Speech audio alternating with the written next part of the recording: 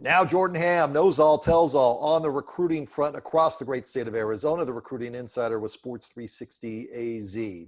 When I saw that a player from Saguaro committed to Northern Arizona University, my initial thought was, wow, that's cool that Jason Mons is getting a player to go up there. But in talking with you, this was a bit of an eyebrow raiser.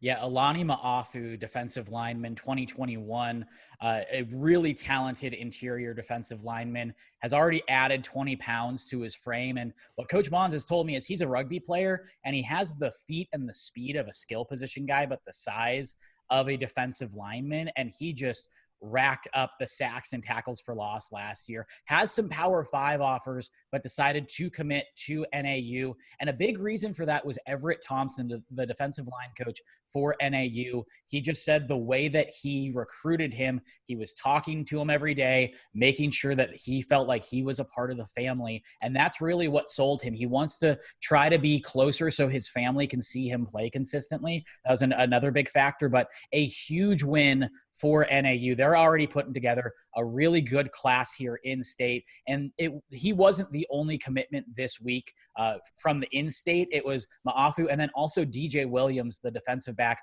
for Centennial. So the Lumberjacks, Chris Ball and company doing a really good job recruiting the state.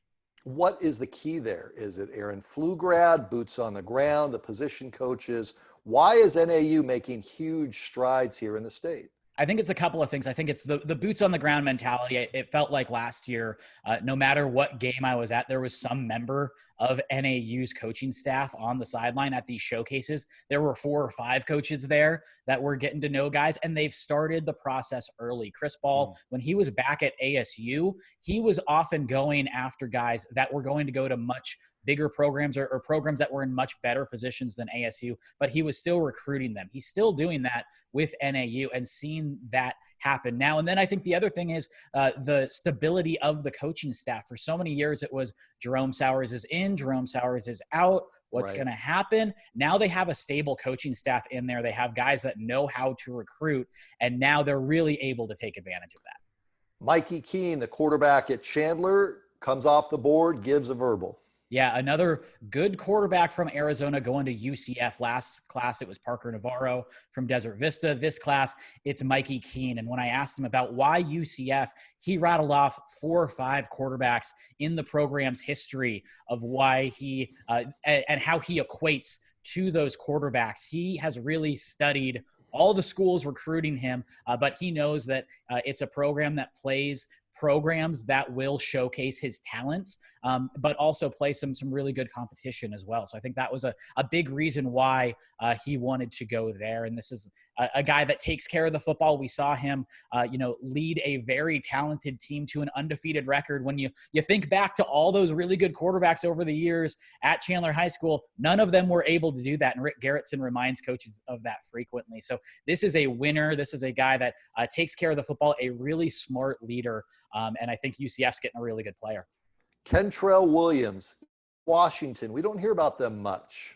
Yeah, this is another program, I think, that's trying to make some inroads to Arizona. Another talented Chandler 2021 player in the secondary. And the one thing you need to know about him, he was a 3-year starter at Chandler. And that says a lot about that defense and that program, that he was that talented to be out there. There might have been some names that were talked about more, but he was consistent as can be, able to knock down balls, had some key interceptions, especially in that Sal Point Catholic game in the Open Division semifinal. So another really good player heading off to Eastern Washington. Jordan Ham with us, knows all, tells all. Okay, let's go down to Arizona Avenue. Hamilton, Chandler, a lot of news on the offer front. Yeah, a ton of news. And this is after September 1st, 2022's knew they were going to get a lot of calls from coaches, knew they were going to get a lot of offers. And we'll start things off with Grayson Stovall. He hasn't been in the state very long. He's one of the Colorado transfers that came in to Hamilton, but already had a couple of offers under his belt, including Arizona State. But he added offers from Idaho, Indiana, and Arizona. And when I talked to him, he's just getting to know those programs early on, but he has said he's had conversations with Arizona quite a bit. He really likes what Arizona State is doing and what Kevin Mawaya and that staff are continuing to build along the offensive line, so he's keeping track of that. Cole Martin, another week, another offer for the 2023 defensive back from Hamilton, as an offer from Wisconsin. And then over at Chandler, Nicholas Nesbitt, very talented running back, Ivy League, hitting him hard. He added an offer from Columbia. And Nason Coleman, very, very talented tight end. Rick Garrettson knows how to use the tight ends very well. When you look at Eli Swope and Nason Coleman this year, this is going to be a really good tandem. He adds offers from UCF, Arizona, UNLV, and Idaho.